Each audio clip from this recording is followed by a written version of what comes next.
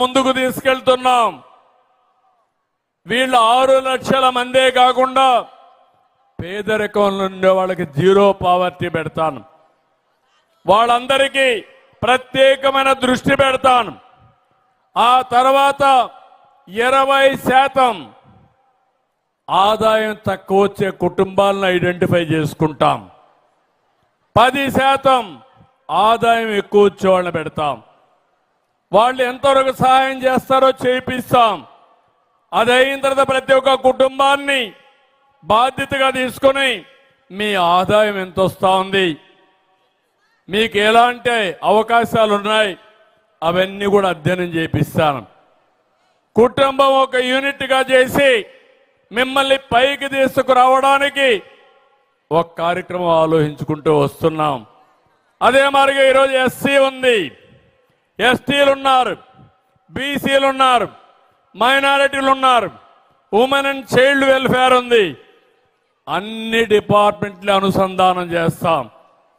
వాళ్ళు పెట్టే డబ్బులు కూడా మా వెలుగులో ఉండే ఆడబిడ్డల కోసం ఆ డబ్బులు కూడా ఖర్చు పెట్టి మిమ్మల్ని పైకి తీసుకొచ్చే బాధ్యత తీసుకుంటాం.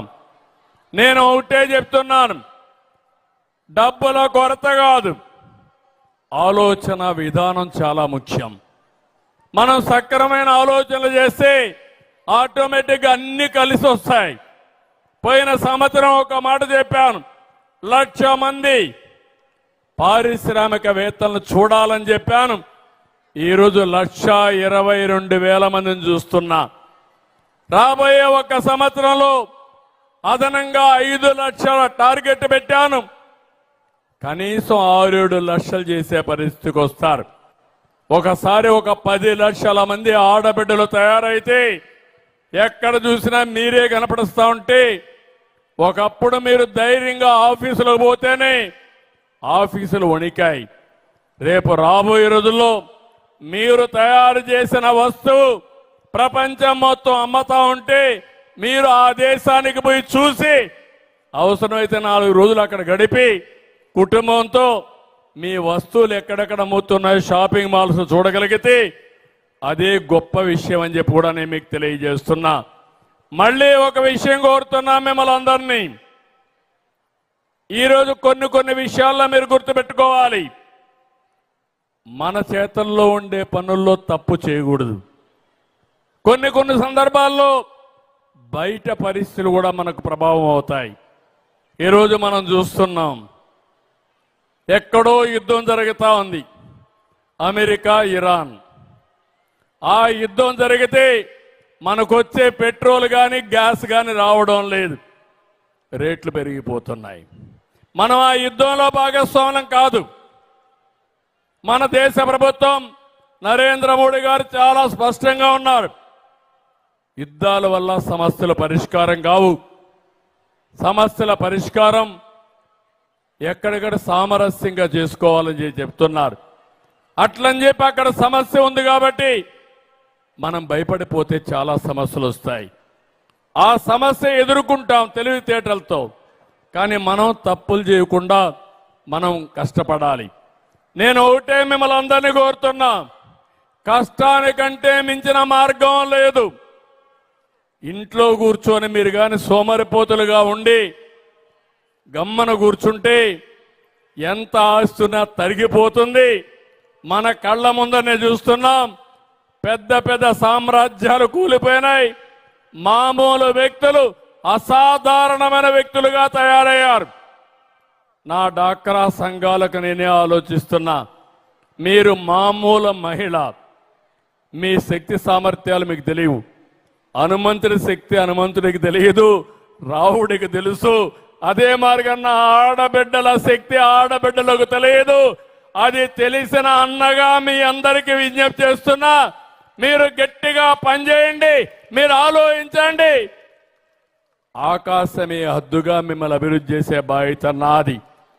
ఇప్పుడే ఒక సాంగ్ కూడా మీరు మాట్లాడారు, స్వర్గం ఎక్కడుందో ఇక్కడికే తెస్తామని. స్వర్గం ఎక్కడో లేదు, మనలోనే ఉంది, మనం నిర్మాణం చేసుకోవడంలో ఉంది. నేను కూడా వెంకటేశ్వర స్వామి ఎవ్రీడే ఒకసారి నమస్కారం పెట్టి కోరుకుంటా, స్వర్గం అక్కడ ఉంది, నేను ఇక్కడ భూమి మీద ఉన్నా, ఆ స్వర్గం నమూనా నిర్మాణం చేయడానికి ఆశీర్వదించమని వెంకటేశ్వర స్వామికి ఒక్క నిమిషం నమస్కారం పెడతాను. అమరావతి ప్రజా రాజధాని, అమరావతి దేవతల రాజధాని. ఈరోజు కలియుగ దేవుడు వెంకటేశ్వర స్వామి మన రాష్ట్రంలో ఉన్నాడు. ఒక్క నిమిషం ఆశీర్వదిస్తే నా పేదవాళ్ళకు న్యాయం చేస్తానని దండం పెట్టుకొని వస్తా. మార్నింగ్ కూడా మీకోసం కోరుకొని వచ్చా. తప్పకుండా మీ అందరి భవిష్యత్తు బంగారు భవిష్యత్ చేసే బాధ్యత, మీ జీవన ప్రమాణాలు పెంచే బాధ్యత నేను తీసుకుంటానని మీ అందరికీ హామీ ఇస్తున్నా. ఒకప్పుడు హైదరాబాద్ని మీరు చూశారు, నేను అభివృద్ధి చేసినప్పుడు ఎవరు నమ్మలా. అక్కడ గుట్టలు, అడవులు, ఆ అడవుల్లో ఏమవుతుందనుకున్నారు. నేను టెక్నాలజీ మాట్లాడి హైటెక్ సిటీ కట్టాను. ఈరోజు మీరు చూస్తే దేశంలోనే అత్యంత నివాసయోగ్యమైన పట్టణం హైదరాబాద్. అన్ని రాష్ట్రాల కంటే ఎక్కువ ఆదాయం వచ్చే ప్రజలకి తెలంగాణ రాష్ట్రం. నేను అందుకే ఈసారి ఆలోచించాను, ఒక్క అమరావతి కాదు, విశాఖపట్నమే కాదు, తిరుపతే కాదు, ప్రతి ఒక్క ప్రాంతాన్ని అభివృద్ధి చేస్తాం. అన్ని ప్రాంతాల అభివృద్ధి జరుగుతుంది.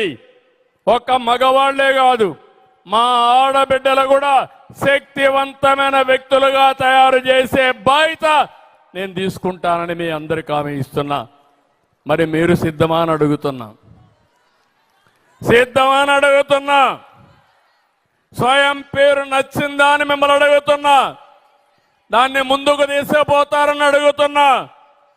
మీకే పోలింగ్ పెట్టాను, నాకు ఒక 5-6 పేర్లు వచ్చాయి. నేను ఒకే మాట చెప్పాను, నేను నిర్ణయించను, రఫ్గా నిర్ణయిస్తా. మా ఆడబిడ్డలను అడుగుదాం, నాకంటే తెలివైన వాళ్ళు మా ఆడబిడ్డలు, వాళ్లే ఎంపిక చేసుకుంటారంటే మీరందరూ కలిసి 60% ఓట్లేసి స్వయం బ్రాండే బాగుంటుందని మీరే చెప్పారు. రెండో పక్క ఏ ఫోటో పెట్టాలని ఆలోచించాను. మీ ఫోటోనే పెట్టా, వేరే కూడా పెట్టా, ఎంబ్లంలు పెట్టా. కడాన మీరు అన్నారు అవి లాభం లేదు, మా ఫోటో చూసి మా వస్తువులు ప్రపంచం మొత్తం మార్కెట్ చేయాలని ఆంధ్ర రాష్ట్ర మహిళని తెలుగు మహిళ ఫోటో పెట్టి బ్రాండ్ తయారు చేశాం. అన్ని బాగున్నాయి. ఇప్పుడు మీ బాధ్యత, ముందు రోజుల మారిగా నాకు పూర్తిగా సహకరించాలి. రాష్ట్రంలో 1.5 పాపులేషన్, ఇప్పుడు ఒకప్పుడు 3 నుంచి 1.5 తీసుకొచ్చారు, పాపులేషన్ తగ్గించారు. ఇప్పుడు మళ్ళా 3 వరకు పెంచమని లేదు, కనీసం 1.5 నుంచి 2 వరకు వెళ్ళాలి, 2.1కి వెళ్ళాలి. జనాభా ఉండాలి, యంగ్స్టర్స్ ఉండాలి, నిరంతరం సమాజం పిల్లలతో కళకళలాడాలి, అన్ని వయసులుండే వాళ్ళు ఉండాలి, నేచర్ని కాపాడుకోవాలి. ఇలాంటి వినూత్నమైన ఆలోచనతో మనం ముందుకు పోదాం. నేను ఒకటే హామీ ఇస్తున్నా, సమాజంలో సగం మీరున్నారు. నేను ఎప్పుడు చెప్పేవాడిని, 50% జనాభా ఏమీ చేయకుండా వాళ్ళ ఇంటికే పరిమితం చేయడం ఏంటని. ఒకప్పుడు నేను మీకు చెప్పాను, మీకు గుర్తుందో లేదో, చిన్నప్పుడు తల్లిదండ్రులు అంటారు నీకేం తెలియదు నువ్వు కూర్చో అనేవాళ్ళు. పెద్దవతానే భర్త అంటాడు నీకేం తెలీదు వంటింట్లో ఉండమనేవాడు. మీరు ముసలి వాళ్ళు అవుతానే మళ్ళీ మీ పిల్లలు చెప్పేవాడు నీకేం తెలీదు నువ్వు పక్కన ఉండమని. ఈరోజు నేను చెప్తున్నా, చదువుకోవాలంటే డబ్బులు కావాలంటే చదివించే శక్తి నా ఆడబిడ్డలకు ఇచ్చిన పార్టీ ఈ పార్టీ. అవునా కాదని మిమ్మల్ని అడుగుతున్నా. దానివల్ల మీకు గౌరవం పెరిగింది. మీ పేరుతో ఆస్తులు ఇచ్చాం, ఇల్లు, ఇంటి జాగా, లోను. ఈరోజు మగవాళ్ళు పోతే డబ్బులు రావేయంగానే మా ఆడబిడ్డ పోతే మాత్రం 1 గంటలో డబ్బులు వస్తాయి. అవునా కాదా? అది విశ్వసనీయత, క్రెడిబిలిటీ. ఇలాంటి క్రెడిబిలిటీ ఎస్టాబ్లిష్ చేసిన తర్వాత నెక్స్ట్ లెవెల్కి తీసుకుపోవడం చాలా సులభం. నేను మళ్ళీ కోరుతున్నా, నేను ప్రత్యేకమైన శ్రద్ధ పెడతా, ఎక్కువ సమయం ఇస్తా, ప్రపంచంలో ఉండే ఆర్గనైజేషన్లు తీసుకొస్తా, అవన్నీ కూడా ఎక్కడికక్కడ ఇంటిగ్రేట్ చేస్తా.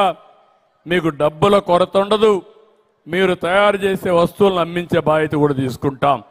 కానీ మీలో మాత్రం ఒక పట్టుదల రావాలి.